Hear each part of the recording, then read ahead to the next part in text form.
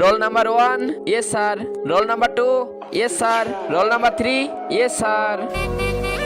আরে তুমি কালকে আসো নাই কেন? কালকে আসি নাই কারণ কালকে আপনার বেটিকে নিয়ে প্রাইভেট স্কুলে গেছিলাম। আরে এই চিন্টু, আজকাল অনেক পাকা হয়ে গেছো, দাঁড়াও তোমারে দেখতেছি।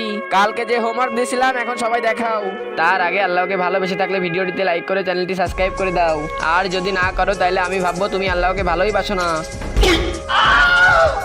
আরে ভাই আমি একটা দলিল দিতেছি, এখানে স্বাক্ষর করে নিয়ে আয়।